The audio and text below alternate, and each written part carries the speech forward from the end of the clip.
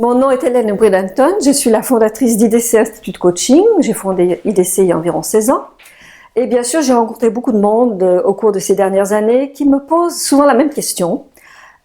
C'est quoi au fond les prérequis pour devenir un bon coach? Je trouve que c'est une très très bonne question parce que moi je me la suis posée aussi avant de rencontrer ce métier et d'avoir la chance en fait d'en faire un métier.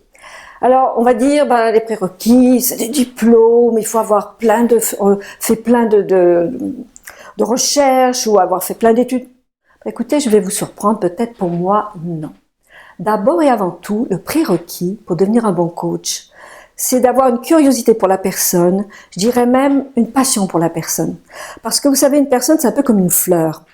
Il y a tout qui est là, mais il y a d'abord un bouton qui est fermé, on n'en voit pas vraiment la couleur, on ne connaît pas vraiment la senteur, peut-être même pas vraiment la forme, et puis cette fleur s'ouvre et on découvre qu'elle a des couleurs extraordinaires qui sont mélangées, elle a une forme harmonieuse, elle a peut-être même un parfum délicieux. Je deviens très poétique, n'est-ce pas?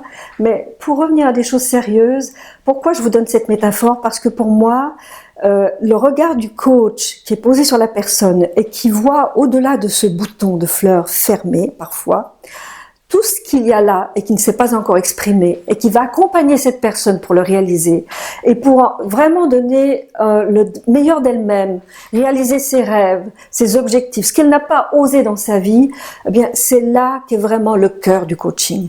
Et pour moi, c'est là que ça se passe vraiment. Alors oui, les compétences, très important, mais avoir d'abord ce regard vers la personne ou sur la personne ou à l'intérieur de la personne, c'est ça qui est essentiel. Et c'est ce que j'avais envie de partager aujourd'hui avec vous.